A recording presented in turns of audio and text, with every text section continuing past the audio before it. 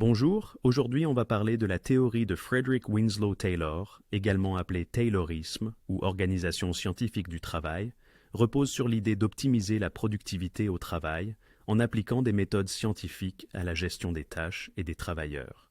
Division du travail. Taylor préconisait de décomposer les tâches complexes en tâches simples et répétitives.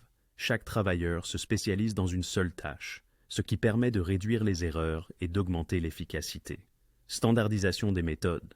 Taylor insistait sur l'idée que pour chaque tâche, il existe une meilleure méthode qui maximise la productivité.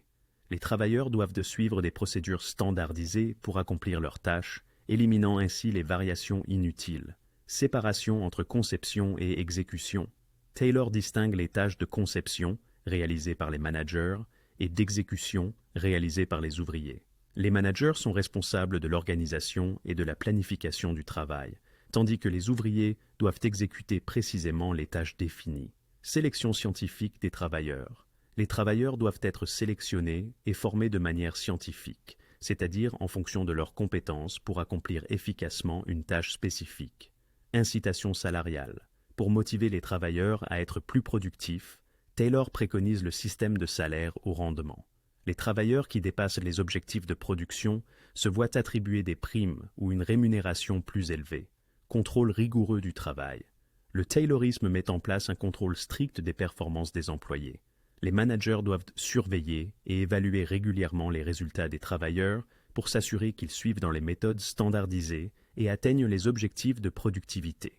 L'objectif principal de la théorie de Taylor est d'améliorer l'efficacité et la productivité au travail, en minimisant le temps et les efforts inutiles.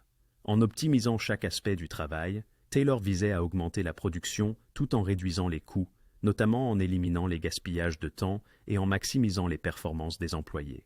Bien que le Taylorisme ait permis des gains significatifs de productivité dans les usines, il a été critiqué pour son approche mécanique du travail.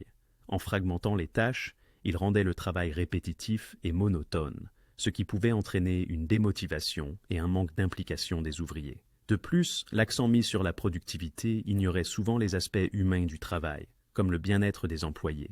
En résumé, selon Taylor, la productivité au travail est maximisée grâce à une organisation des tâches, une spécialisation des ouvriers, des incitations financières et un contrôle rigoureux des performances.